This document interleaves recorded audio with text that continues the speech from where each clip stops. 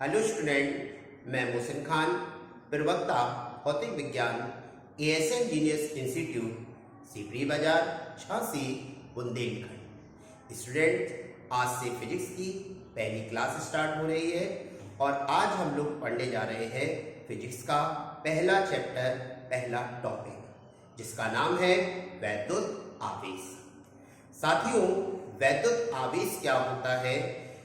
जब दो पदार्थों को आपस में रगड़ा जाता है तब एक पदार्थ से इलेक्ट्रॉन निकलकर दूसरे पदार्थ में चले जाते हैं, जिससे एक पदार्थ में इलेक्ट्रॉनों की कमी हो जाती है और दूसरे में इलेक्ट्रॉनों की अधिकता हो जाती है। इलेक्ट्रॉनों की कमी या अधिकता को ही हम लोग आवेश कहते हैं। एक बार दोबारा समझें इसको कि जब दो पदार्थों को आपस में रगड़ा जाता है तो एक पदार्थ से इलेक्ट्रॉन निकलकर दूसरे पदार्थ में चले जाते हैं।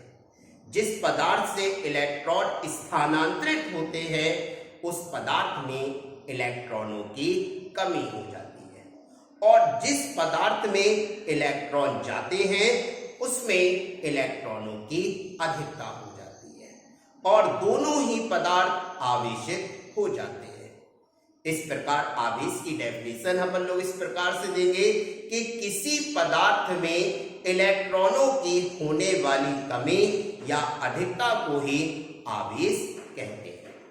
आवेश की परिभाषा को हम एक दूसरे प्रकार से भी समझ सकते हैं कि आवेश किसी पदार्थ का वह गुण होता है जिससे उस पदार्थ में वैद्युत और चुंबकीय प्रभाव उत्पन्न होता है।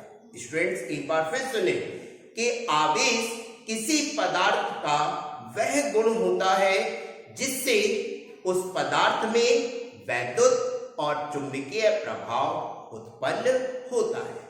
याद रखें, आवेश दो प्रकार के होते हैं। कितने प्रकार के होते हैं? दो प्रकार के। पहला कहलाता है धनावेश और दूसरा कहलाता है ऋणावेश। याद रखें, आवेश कितने प्रकार के होते हैं? दो प्रकार के होते हैं। पहला कहलाता है धनावेश और दूसरा कहलाता है ऋणावेश। याद रखें, जब भी पदार्थ में इलेक्ट्रॉनों की कमी हो जाती है तो धनावेश होता है और जब पदार्थ में इलेक्ट्रॉनों की अधिकता हो जाती है तो ऋणावेश हो जाता है। तो यहां से हम लोग प्रॉपर डेफिनेशंस क्या धनावेश की और ऋणावेश की समझेंगे। वो ये होगी कि यदि किसी पदार्थ में इलेक्ट्रॉनों की कमी हो जाती है तो धनावेश होता है और यदि किसी पदार्थ में इलेक्ट्रॉनों की अधिकता हो जाती है तो वहां ऋणावेश हो जाता है।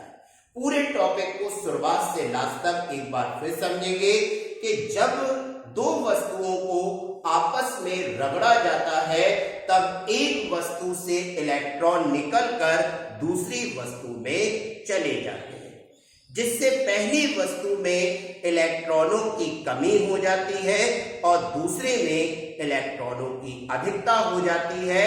इलेक्ट्रॉनों की कमी और अधिकता को ही हम लोग आवेश कहते हैं। आवेश दो प्रकार का होता है, पहला धनावेश और दूसरा ऋणावेश होता है।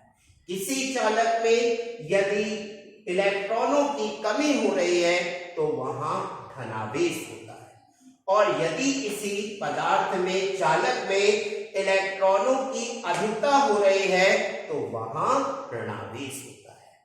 अब हम लोग आगे बात करेंगे कि आवेश का मात्रक क्या होता है। तो याद रखें, आवेश का मात्रक कूलाम होता है। आवेश का मात्रक कूलाम होता है। यह एक अदिश राशि होती है। याद रखें, आवेश को Q से प्रदर्शित करते हैं और इसकी विमा AT होती है। ठीक है ना? तो एक बार अंतिम बार फिर से समझाएंगे, उसके बाद पूरा टॉपिक खत्म हो जाएगा। तो सबसे पहले अपन लोग लिखेंगे कि जब दो वस्तुओं को आपस में रगड़ा जाता है तब एक वस्तु से, एक पदार्थ से इलेक्ट्रॉन निकलकर दूसरे पदार्थ में चले जाते हैं, जिससे एक पदार्थ में इलेक्ट्रॉनों की कमी हो जाती है और दूसरे में इलेक्ट्रॉनों की अधिकता हो जाती है। किसी भी पदार्थ में इलेक्ट्रॉनों की कमी या अधिकता को ही आवेश कहते हैं। आवेश को Q से प्रदर्शित करते हैं।